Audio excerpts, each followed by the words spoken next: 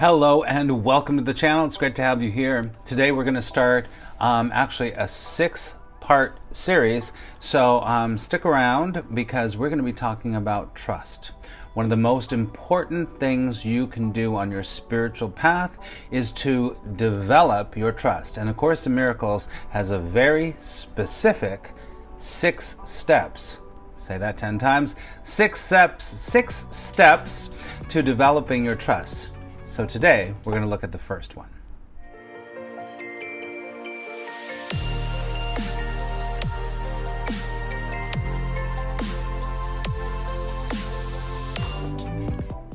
So welcome to the channel. My name is Max Ryan. I am a spiritual teacher. I'm a law of attraction trainer, and I've been a student and a teacher of A Course in Miracles for more than 38 years. A Course in Miracles is a spiritual, I'm stumbling over my words.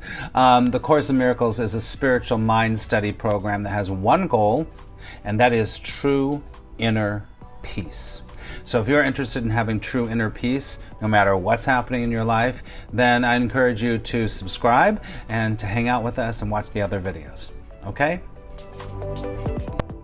So what's a little different today is that we're going to be working with something in the very back of the book called the Manual for Teachers. The Manual for Teachers in A Course in Miracles. This is my Course in Miracles. You've probably seen it a million times.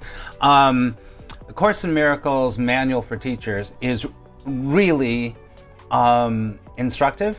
It's really helpful, and it's also something that I think you can get a lot out of, even if you haven't read A Course in Miracles or done the lessons, right?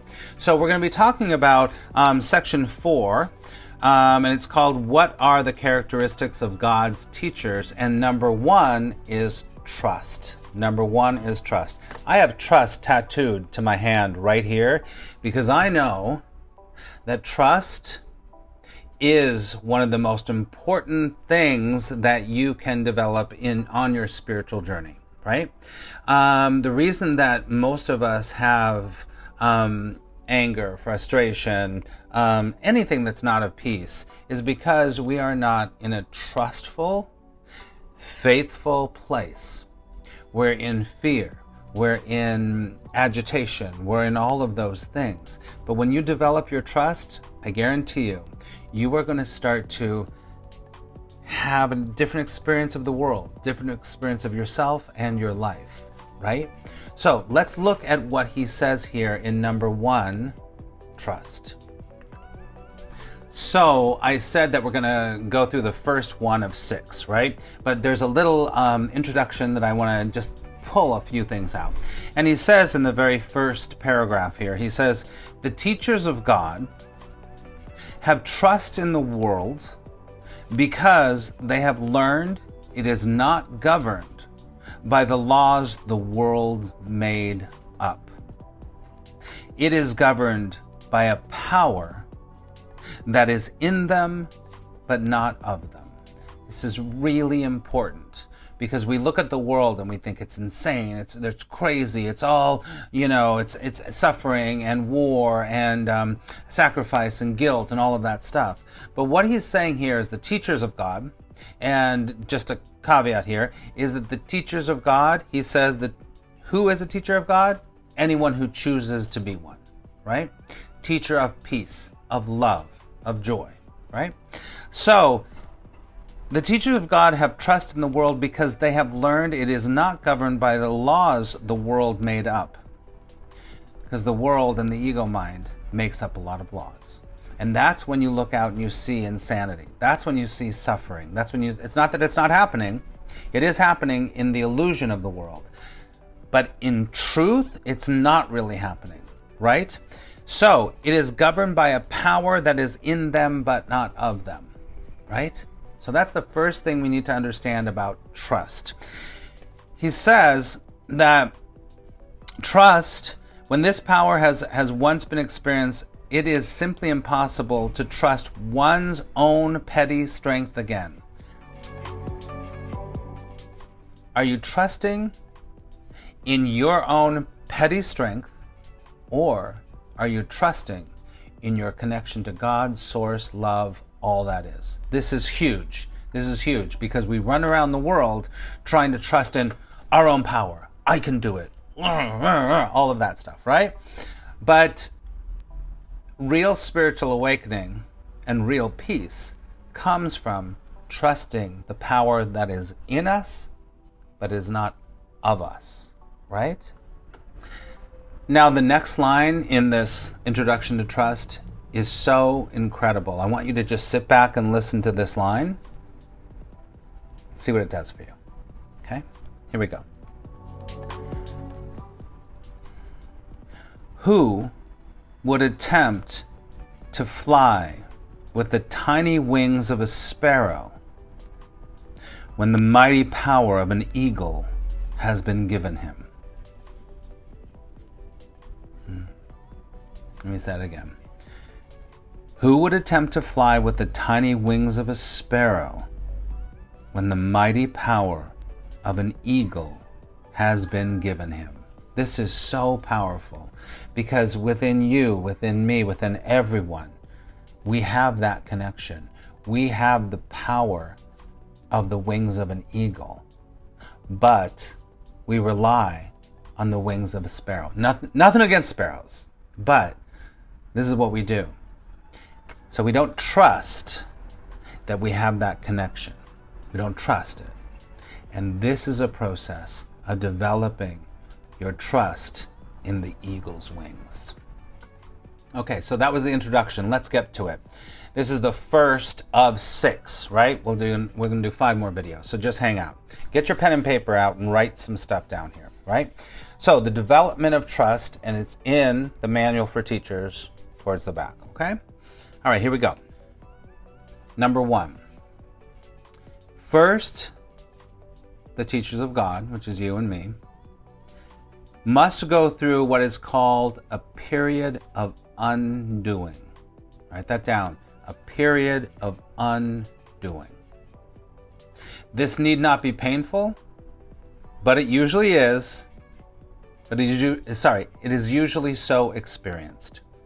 It seems as if things are being taken away, and it is rarely understood initially that their lack of value is merely being recognized. So let me just say this. The period of undoing is the first step that you have to go through. And when you understand that you're going to have to start to undo some of your thoughts, you're going to have to let go of some things that you have held on to for a long time or a short time, doesn't matter. This, as he says, it doesn't have to be painful, but it is usually so experienced because you're going to have to let go of things, ideas, philosophies, principles that you think that you've been holding on to forever. You're going to have to start to let go of those. I mean, not all of them, right? So it's going to seem as if things are being taken away. And it is rarely understood initially that their lack of value is merely being recognized. So you're holding on to being right. You're holding on to making sure you get justice. You're holding on to having any kind of revenge, any of that. But you realize very clearly that this really has no value. It has no value. If you really want inner peace, if you really want spiritual awakening, you realize that has no value, right? So what you have to start to do is you have to start to see what is not of value in your life. Is making sure you're right. This is going to come up over and over and over again. Is making sure that you are right valuable? Really, ask yourself that question. Because if being right is so valuable to you, this is going to be painful. But if you've come to the point where you're like, yeah, I don't got to be right, it's no big deal, this is going to be easier for you. For most of you, it's going to be a little difficult. We all go through it. Don't worry. It's all good, right? So you have to be able to see all these things that you've held on to because they are blocking your ability to trust at the deepest level. Trust God, source. Trust the truth of what's going on here. So you have to be able to see what is not valuable. And this is the undoing of what you believe is important, what you believe you needed to hold on to. I mean, I'm kind of beating a dead horse here, but I want to really get this because we're going to go into all of these other ones. This is the first one, the period undoing. So, he says, he is not yet at a point at which he can make the shift entirely internally, right? So you can't just go, well, I mean, you can, but go, well, that doesn't mean anything to me. I'm letting that go. You can't really completely do that. You can start to. And so the plan will sometimes call for changes in what seems to be an external circumstance. For example, if you've been in an abusive relationship, right? You've been in an abusive relationship, but you don't really, you keep staying. Could be a boss, it could be a lover, it could be your abusive relationship with yourself, but you keep tolerating it until you say, no, I'm not doing that anymore. I can't do that anymore. Then something external has to happen. You have to leave the job. You have to not hang around with that person that's abusing you anymore. You have to finally let go of the idea, undo, that you are meaningless or you're not lovable, right? So on the outside, in the external world, you might have to leave a relationship or a job. And then you have to say, wait a second. I think I'm going to have to do this if I'm going to trust the truth in me, the God in me, right? And this takes some work. It's hard to do on your own, I have to say, but you can do it. So remember, this is the undoing phase, So I think that you get what we're talking about here. So wrapping up for today, I want you to look at your life and I want you to think about and really examine what you have put value in and how that's kept you from having trust in yourself, in God, in Source, in love. This is very big. This theme of we have valued the valueless comes up in the course over and over and over again. So let's recap. This is all about developing trust. So the first stage or period you go through is the period of undoing, where you have to start to let go of things. Well, actually, you have to assess first the thoughts, the situations, the experiences that you have thought have been valuable in your life. Okay? Remember, true spiritual awakening is an undoing. It's always an undoing. It's never an adding more. Never, never, never. This whole process, if you're interested in having true spiritual awakening, enlightenment, whatever you call it, it's a period of it's a period of undoing is this, but it's a process of unlearning, peeling back. You get it? All right. Take a big deep breath. All right. So please put in the comments below what you think you need to start to undo.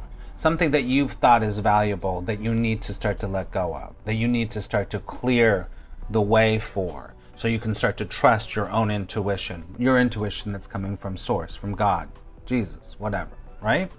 So please put in the comments below. I will respond to every comment, and I appreciate that you come here and you spend your time. It means a lot to me.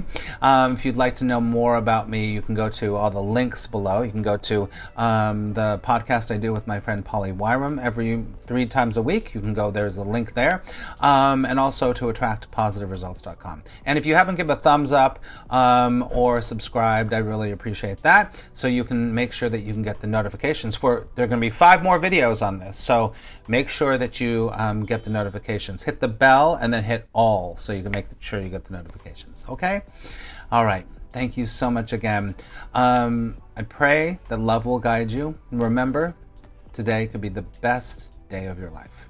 Have a great, wonderful rest of your day, and I'll talk to you really soon.